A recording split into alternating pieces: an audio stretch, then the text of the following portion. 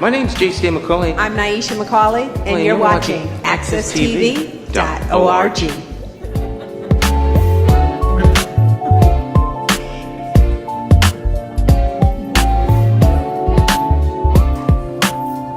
All right, we're going to get started.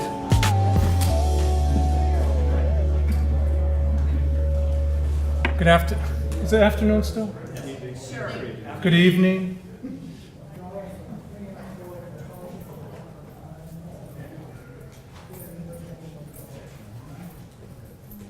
We were hoping for more people, but we also had maybe half an hour ago a much fuller room. So quite often with these open planning studios, a lot of people do come in, talk to the team at their leisure, and leave for the evening. So that's fine then. And that's why we like to come out for over the course of several hours just to make it more convenient for people. So my name is Rich Armstrong. I'm a principal engineer at the DOT. We have about a 40-minute presentation divided into three main topics. We'll give a brief update on the I-84 Hartford Project, a lot of information off in the back of the room here, and in particular the model. We have a new enhanced 3D model that if you haven't seen, take the time to look at it because it's a nice way to visualize the lowered highway alternative that we're focusing our attention on. We'll also be spending some time in the presentation on the proposed multimodal station, and that will be the subject of a workshop when we're done with the presentation over in that part of the room. And then also in the presentation, an overview of our ongoing I-84 I-91 interchange study. So a very brief update on where we are with the I-84 Hartford Project and alternatives. This graphic simply shows that we started a couple of years ago. If I can get the laser pointer. That's such a sharp angle. And now, oh, red means it's not on. Okay. So we put 3 build alternatives on the table a good year or 2 years ago, including the no build alternative that has to be considered. At this level, what we're calling the level 1 screening, we have recommended and Federal Highway has agreed to take the tunnel alternative off the table and the elevated highway alternative off the table. So now we're focusing our attention on the level 2 screening, which will evaluate a variety of variations of the lowered highway, narrowing down to probably 2 or 3 at the most variations of the lowered highway. So this is the process that we're following to reach what we call a reasonable range of alternatives that will be evaluated in the environmental impact statement, and we hope to have a preferred alternative later this year. So that's where we are generally in the process. Hit the go button. Oh, okay. So I spoke to the call-outs. We've done a recent cost estimate update a couple of years ago. We first evaluated the alternatives, and we've refreshed that evaluation given the fact that we've refined the lowered highway alternative. And the good news is, in terms of our budget, that we're still in about a $4.3 to $5.3 billion range, which is what the earlier cost estimate revealed. So that's good news because we want to keep within that range. And as we continue to progress the design, we narrow that range down to a more finite budget. So ongoing work, we continue to refine the lowered highway alternative. We continue to evaluate what we call the east end design options. These are ramp and street configurations near Asylum Hill, near the Hartford Insurance Company's campus, and near where this new rail station, multimodal station, will be placed. We're also starting to examine in greater detail the staging, how the project will be constructed, the sequencing. That will be really important to evaluate potential temporary impacts in the environmental impact statement. Of course, I mentioned the multimodal station planning. We see that pretty intense this calendar year. So tonight is a really good starting point in terms of engaging with the public, the planning for that station. And we hope to have a firmer proposal by the end of this calendar year. And also ongoing is the environmental document documentation process leading up to that draft environmental impact statement, which I just mentioned. So the ongoing technical analysis, AECom, our environmental consultant, is working on that. The draft EIS is expected for public review in the summer of 2018, the summer of next year. So this is a really important milestone. This is the full evaluation of all the alternatives and detailed evaluation of the reasonable range of alternatives. That is let out for public and other agency review and comment next year. So that's a really critical time to be involved and give us your feedback. The final EIS is also in 2019, and that leads to a so-called record of decision in the fall of 2019. So these are really important major milestones ahead of us. So more about the draft EIS format. If you're not familiar with it, I won't spend a lot of time, but this is following NEPA, the National Environmental Policy Act. So in the EIS, when you see it, we'll certainly cover the purpose and need of the project, the range of alternatives, the agency coordination and the public outreach that we've had, existing conditions, impacts, and proposed mitigation. Really important is an evaluation of the indirect and cumulative impacts. I mentioned the construction impacts will be important to evaluate, and the appendices will be a lot of technical information and technical data. So with that, I'm going to turn it over to Gina, who will walk us through a presentation on the multimodal station planning effort. Thank you, Rich.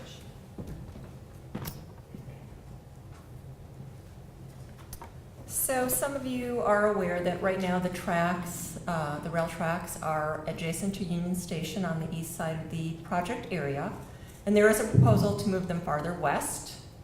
So because of that, there is a need to study a new rail station and possibly a multimodal station. And the word multimodal means more than just one mode of transit, so multimodal would be bus and rail combined. So our study area is about a 20-acre study area. It's on the east side of Union Station, the existing Union Station where the existing Amtrak tracks are, and it goes almost to Cogswell Street, north of Asylum.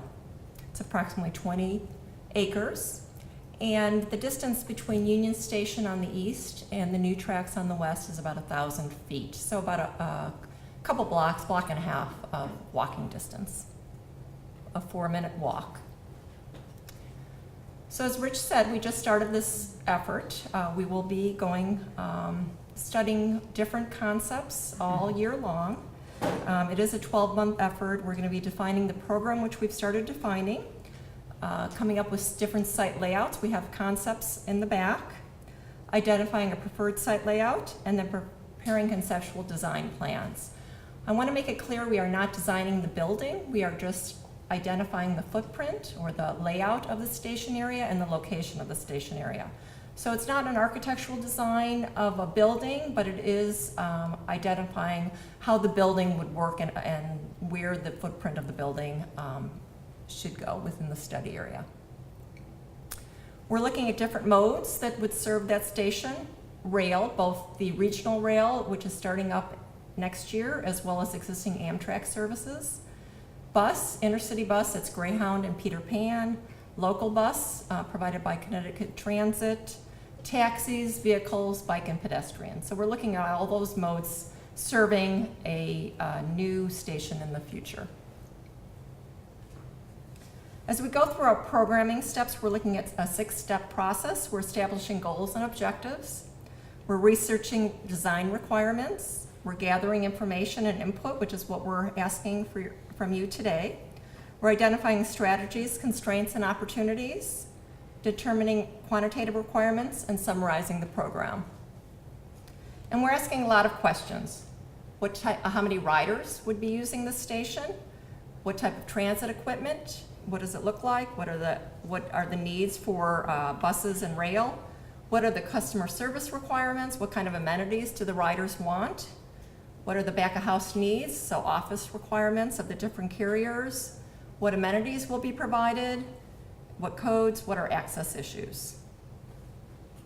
So we have some elements that we already know about. We know what the projected ridership is on the different rail systems. We know that there's going to be 2 platforms, 1,000 feet long, approximately 24 feet wide. We know that in the station area and around the station area, because of the I-84 project, there's going to be some parking displacement. So how do you best accommodate parking on the station site or near the station site? Zoning, the city has introduced new zoning, form-based zoning code that allows for higher densities around the station area. And although our project does not include development ideas necessarily, it does allow for development to happen around the station area, called transit-oriented development. We also know that Union Station is a very historic building and revered by many people, very important to integrate Union Station, continue to use Union Station, is one of also the key factors that we're going to be considering as part of our station planning. And as I said earlier, transit-oriented development opportunities are very important. Does the station encourage development, and if so, how best can it be laid out to encourage additional retail or restaurants, residential, office, and potentially hotels in the downtown area? So we'd like to invite you to participate in our workshops. You can view our preliminary concepts, you can take our survey, tell us your design goals and priorities. So after the presentation is over, I welcome you to go back to the corner and participate. After tonight is over, we're going to be completing our programming data gathering, refining our conceptual site alternatives, coming up with a preferred site concept in September, looking more about transit operations discussion later in the year, and then coming up with a conceptual layout for the station area by the end of the year. With that, I'd like to introduce Jamie. There are partnerships with this project with the city. The city has hired a Capital Gateway Master Plan consultant, and Jamie would like to tell you a little bit about that. Thank you very much, Gina. Ever since Sean and I began with the City of Hartford Development Services in January of last year, we have been invited by the DOT to work closely with them in this once-in-a-generation project. We meet several times per month and we talk constantly. And the city has also begun discussions with key stakeholders in this effort, including Greater Hartford Transit District, local employers such as the Aetna and the Hartford, and of course the residents of the surrounding neighborhoods. And in the course of these early discussions, it became clear to all of us that there was a need for the city to add resources to its team to assist in this very complex effort. So working with the DOT team, we identified 2 world-class architectural and engineering firms, HOK and WSP Parsons Brinker Hoff, to assist the City of Hartford in playing its role as both a strong partner of DOT in this effort and as a representative of the Hartford community and steward of its cityscape. Specifically, we will work with this consulting team to do 2 things: develop a master plan around the new transit station, including its connection to historic Union Station, and to assist city staff in evaluating the various technical aspects of the project. Let's see. I'm going to go back here for just one second. The resumes for both of these firms are quite lengthy. They have great renown both internationally and locally, and the slides, the images you see here are on 2 very similar projects to what we hope to accomplish in Hartford. The Washington, D.C. Union Station project, where HOK and PB worked together, and Denver Union Station, where WSP Parsons Brinkerhoff has some experience. In addition, these firms have experience planning the old Adrian's Landing, and PB is currently working on extensive TOD planning around the CT Fast Track. So they have both international renown and local institutional knowledge. And we envision that these plans will integrate the historic stations into the fabric of new development. Exactly what we seek to accomplish, this similar fusion of our Hartford historic assets with 21st century transit opportunities. And with the help of HOK and PB, the city will be positioned to fulfill its role in working with DOT on what will be, by any measure, one of the most transformative civic projects in Hartford's history. The master plan around the new station will explore long-term economic development opportunities, guiding the types of uses, arrangement of structures, and public open space. It'll seek to guide how development is reinforcing cityscape and connections, neighborhoods, architectural styles, and the needs of our local employers. Our team, our consultants, will also help the city staff evaluate the overall project area impacts. We as the city really want to pay particular attention to what happens at the end of, after the off-ramps end. What is the neighborhood impact? And we don't want to design in a vacuum. We want to understand this overall for the city and its neighborhoods. I'll let the presentation continue on because I know the real meat of tonight's work is in the workshop in the corner, but I'd be remiss if I didn't thank DOT and their whole team for the terrific level of partnership and support that they've shown to this city in this effort. And carrying on with the spirit of cooperation and communication that has characterized our joint efforts to date, I have no doubt we'll accomplish great things for the city and the greater Hartford region and the whole state of Connecticut in this catalytic, transit-oriented project. Thank you. Oh, and now I turn it over to Rich. Thank you, Jamie. And I think we're moving to the I-84 I-91 interchange study, which has been ongoing for several months. A little bit about the particular interchange is that it was constructed in the 1960s, modified in the late 1980s. It serves an incredibly large volume of traffic, 275,000 vehicles per day. And you can see in the graphic that it's constrained in many areas. We have the Connecticut River, we have flood dikes, we have a railroad, we have structures, and it's a very obsolete old design. So it's a real challenge. Why are we undertaking this study?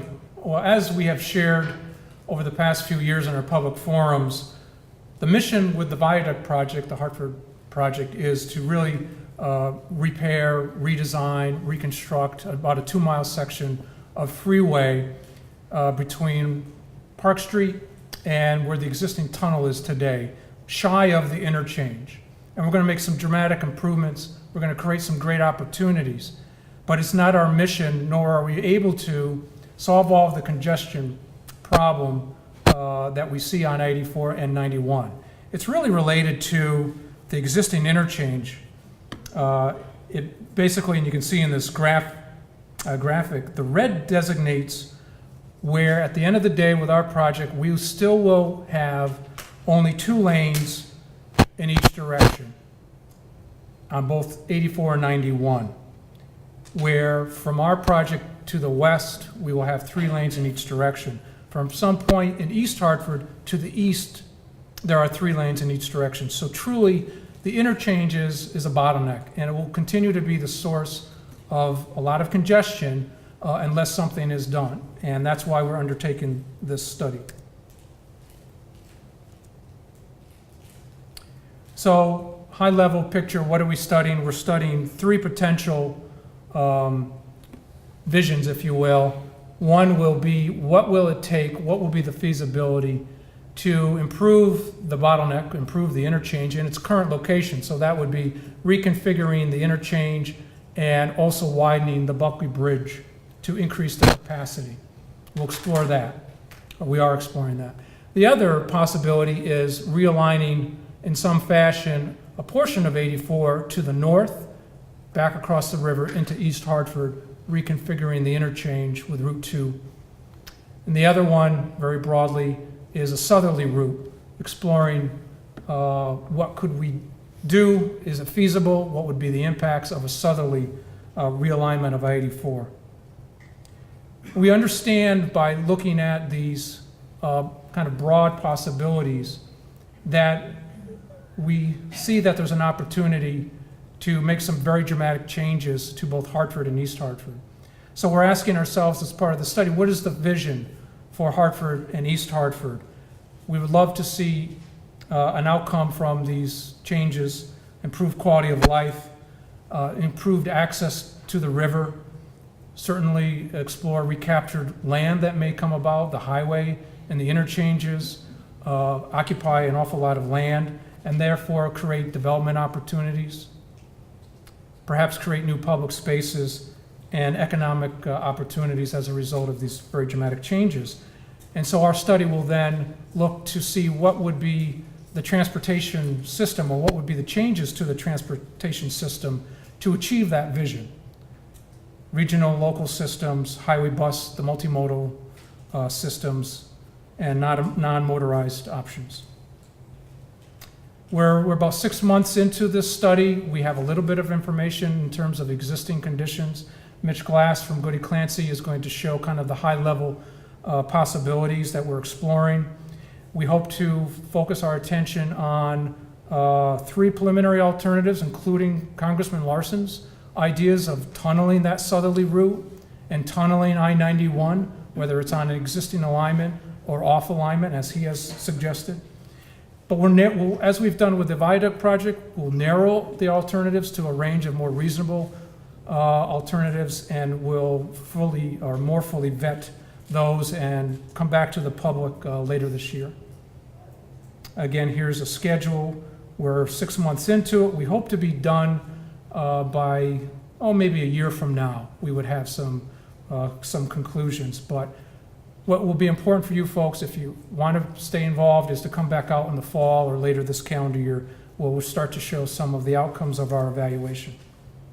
I'm going to turn it over to Christine, who will go over some of the environmental issues on this study. Thank you, Rich. So we have started doing our screening of environmental and socioeconomic conditions of the interchange study area. And the study area is shown, is shown in this, this red blob, so to speak, centered around the Connecticut River and the Hockanum River in East Hartford. And what we're finding, in contrast to the I-84 Hartford Viaduct, which is highly urbanized, that here we're dealing with an animal that's got more natural resources. So this map here is showing you the federal wetlands, excuse me, and the state regulated wetlands. National Wetlands Inventory is the federal designated wetlands, and the CTDOT regulates their wetlands based on soils. So as you can see here, along the Connecticut River, the light green color, the darker green color along the Hockanum, those are all wetland areas. So what that means is that when we do our design, we're going to have to identify ways to avoid, to minimize, and to mitigate those wetland impacts. When you lay on the potential roadway configurations, the alignments, and the potential interchanges, you can see they're centered in those areas that are encompassed by wetlands. So that's going to be a pretty intense permitting effort to get any kind of project in those sensitive areas approved by the Corps of Engineers, by DEEP, by EPA, Fish and Wildlife Service. Similarly, with the, with flood-prone areas, you know what I'm doing? I'm not doing it into the, there we go, okay, pardon me. Flood-prone areas, again, we have the 500-year flood and the 100-year floodplain areas, concurrent basically with the wetland areas, again, centered on both rivers. So what that means is when we do our design, we're going to have to minimize impervious surfaces. We're going to have to design retention basins, detention basins, so that we don't lose flood storage area when we construct whatever's going to be implemented in the area. Moving on to socioeconomic conditions, environmental justice communities are those communities that are either low income and or minority populations. And they're indicated here in the pink and the yellow. They're robust in the Hartford area, particularly in East Hartford and southwest of the downtown area. And when you overlay the roadways, again, what that means is that we have to do our due diligence to make sure that we're not disproportionately impacting environmental justice communities. The environmental impact statement, there will be an EIS that will ultimately be required for this project. And basically, the EIS is the environmental decision-making process. It looks at a variety of criteria, including environmental impacts, socioeconomic impacts and benefits of the potential project, feasibility from a traffic perspective, from a transportation perspective, from a cost perspective, and the mobility improvements of the potential transportation improvements. There will very much likely be an environmental impact statement required for any interchange project. It's going to potentially have significant environmental impacts. There's going to be significant amount of permits required. It will be a separate environmental impact statement from the I-84 Hartford project. It has its own independent utility. It does not depend on the I-84 Hartford project. It has its own purpose and need. And it will be a separate NEPA, SEPA, EIS process. So again, in summary, the interchange area differs from the viaduct area in that it's a lot more natural resources involved, not as urbanized, and so we're dealing with more of an environmental-driven NEPA process than we are a more urban-driven NEPA process that we're dealing with on the viaduct. So with that, I'm going to turn it over to Mitch Glass, who's going to talk more about the interchange project. Thank you. I think many of you have seen this presentation before, but I think this goes back to what Rich was saying. This isn't the 84-91 interchange study, but in a lot of ways, if you zoom out a bit, it will really impact Hartford, East Hartford, how the cities relate to the river, Connecticut River, how Buckley Bridge, how Founders Bridge function.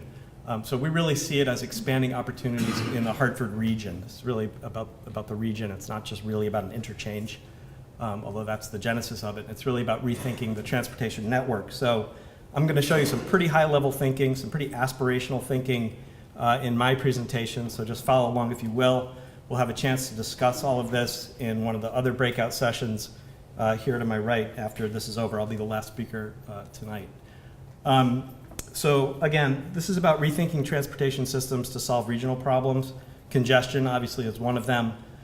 Access to jobs, commuting patterns, goods and services through Hartford, through East Hartford.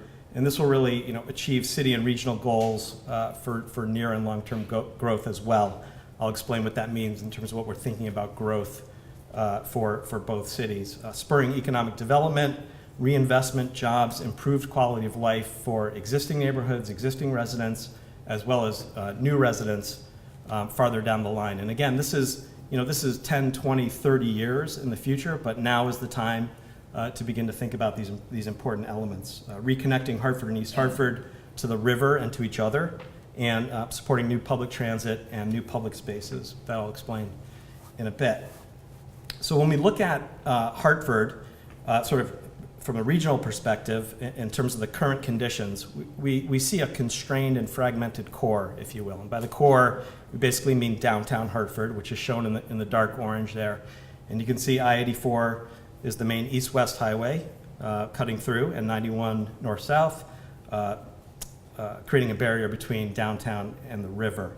And what you have around Hartford, what you have around downtown is sort of a satellite of other districts, and that includes neighborhoods like Asylum Hill and Frog Hollow, Charter Oak to the south, which is on the other side of the Whitehead Highway spur off of 91. You have downtown north, north of I-84, north of the 84-91 interchange, which is primarily surface parking lots, and a baseball field you might have heard of recently.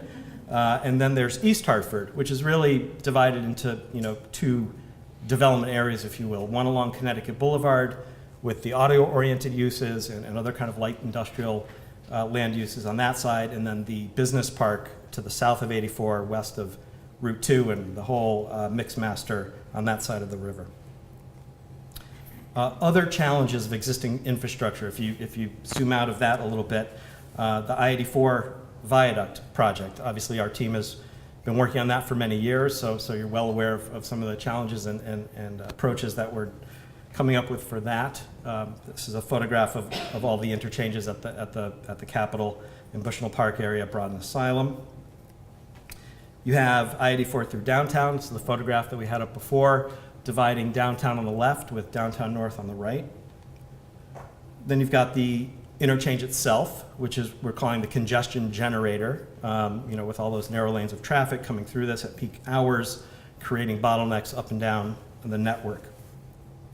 And then you have 91, and really it's not just I-91 that's the barrier between downtown Hartford and the riverfront.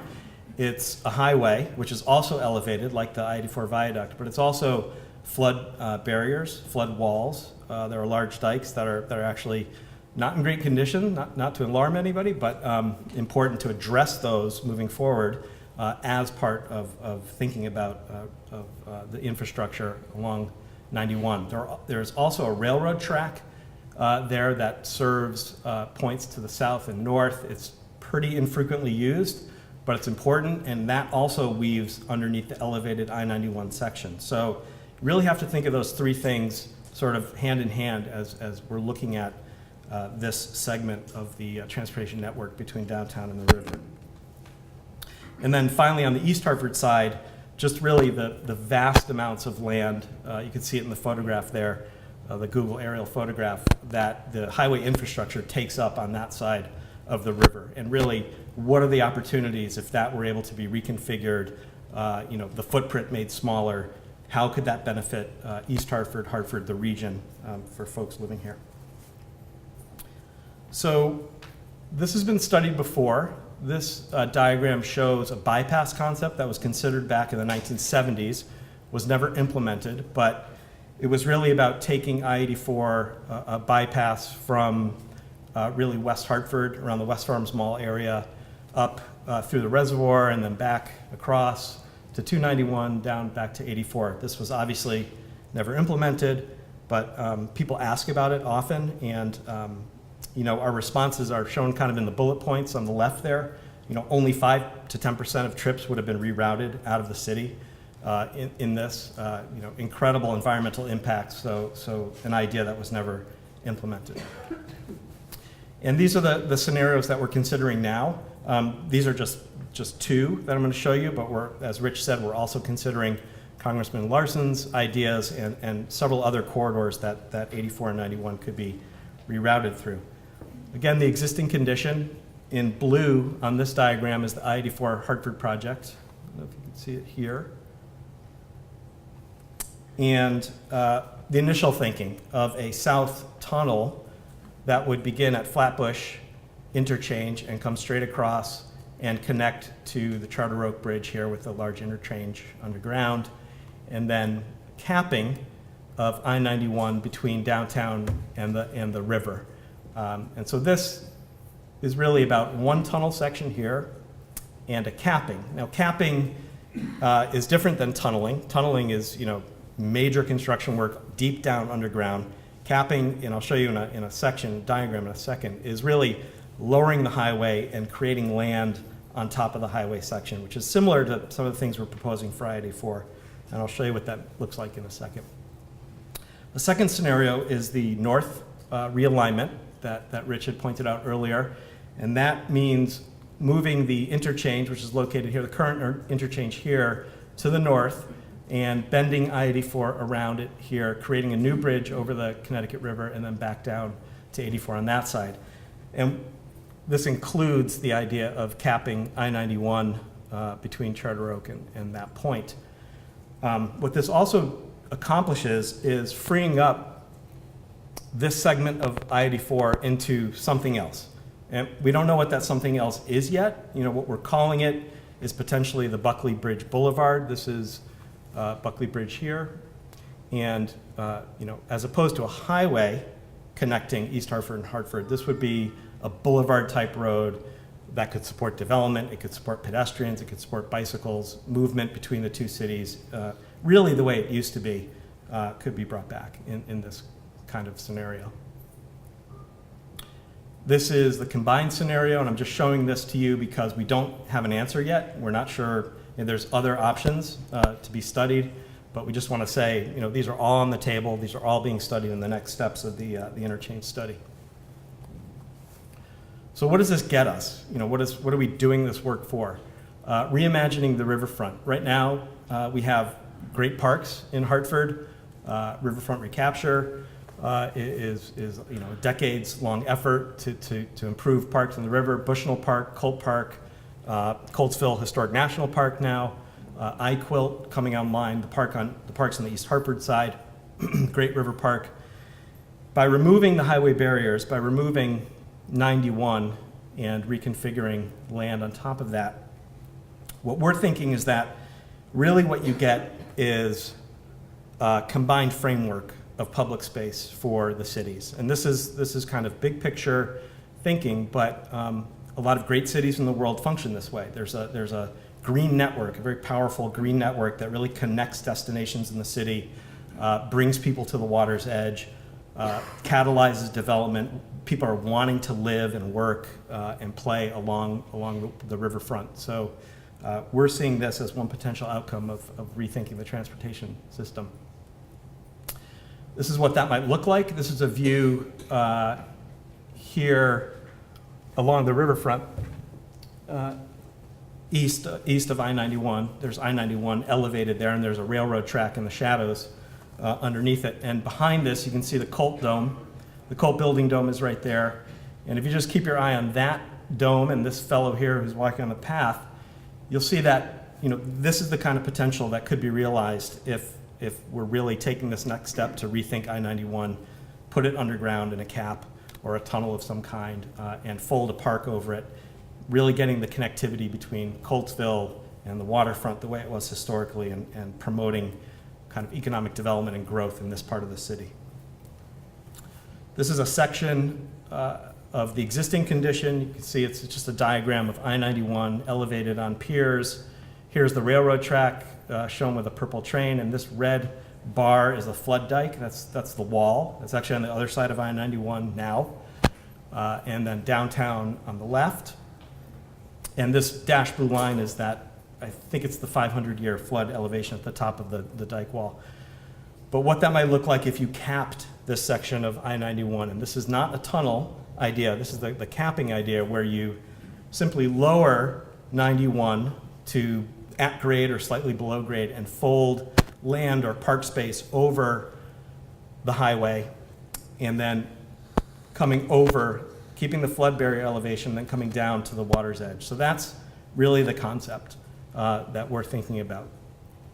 In terms of economic development, similar to the way that this expands sort of a green framework idea, what could this do for, you know, areas of economic development? And by economic development, we mean, you know, reinvestment, redevelopment, new development, but it also means improvements to the public realm, improvements to streets, complete streets for neighborhoods, connecting people, connecting development areas. So it's not really just about new buildings, it's really the broad spectrum of economic development that we're talking about. And so, you know, this band of development here on the west of downtown, things happening in downtown north, connecting downtown north and downtown in a better way, East Hartford, growth in East Hartford, and even potentially looking at, you know, sites further afield like the Brainerd Airport site to the south. Aerial view, this is the big picture view of the constrained cities and the relationship of the highways and how they really have been limiting growth for many, many years. And, you know, should these dreams be realized, you know, this could be the kind of growth that could be seen in the next 50 years for the cities of Hartford and East Hartford. Really a world-class waterfront park system connecting to I-Quilt, connecting to all the good things that are happening now, riverfront recapture, all the way down to the Charter Oak Bridge and also the East Hartford side. We took a quick look at just parcels and land areas in downtown East Hartford to see if there were opportunities. There are. It's on the order of 150 acres. This is very high-level analysis, but we'll be looking at those types of opportunities in more detail moving forward. Public transit would also be part of this story. There's a great story right now with public transit, the CT Fast Track coming in from New Britain all the way to Union Station, expanding that to farther to the east, already in the works, and what that might look like if you did CT Fast Track north-south as well as part of this reimagining of the riverfront with boulevards and other kinds of green space. This is an image from the back of the convention center, really the back of the city, if you will, that faces the river, and transforming that to really be a front, to really face the river in a meaningful way, make connections down to the water's edge, fold the land over the capped highway to get down to the river, include dedicated bike lanes, pedestrian ways, and things like that. So in summary, it's about transforming the waterfront, the riverfront. It's about fixing I-84, and this is a drawing from our I-84 Hartford Project. You can see, actually you can see the whole project, the I-84 Hartford Project, in the three-dimensional monitor software that we have over there where Michael's sitting, if you care to look at that. Improving Buckley Bridge as a boulevard and a connector. It's looking at easing congestion, of course, as an outcome of this by relocating the interchange. And it's about tangible results, really, for East Hartford and Hartford. They're fairly similar. It's about transforming the network, transforming the riverfront, approximately 50 acres development in East Hartford, jobs, and reconnecting to downtown Hartford and building those synergies between both places. And similar results in Hartford as well. So that's the presentation for 84 and 91. This is the end of our presentation, and what we'd like to do now is have you break out into two groups. If you're interested in what Gina was talking about in terms of the multimodal hub, that's in that back corner there by Stefan. Stefan, raise your hand back there. And if you want to talk with me and others about the I-84 91 interchange work and some of the slides I've shown you, that's going to be over here in this corner. And we're going to just work at the table. It's kind of a conversation. We're going to take notes. There's dots you can put on boards, things you like, things you don't like. We'll do that for about 45 minutes, and then I think we're going to have a report back, just a very quick summary of what each group talked about. And they can switch too. And you feel free to switch in the middle of things as well. So, Rich, did you want to? Maybe we have a couple of minutes before we start those workshops. Any questions at this point, or we can certainly address them off to the side? Seeing none? Okay, thanks very much. Great.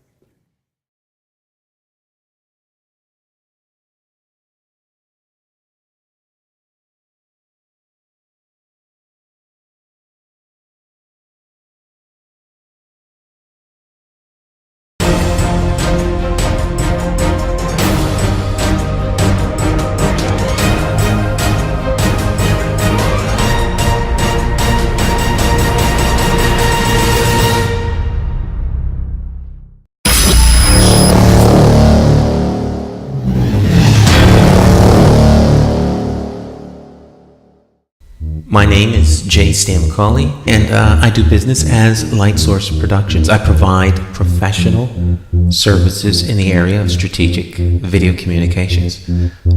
First, what we do is we help you craft your message using what I call the rule of the 5 W's: who, what, when, where, and why. We do event documentation, content acquisition, full-scale productions, editing, and of course distribution through our social media television network. And with social media, video is more important now than it has ever been.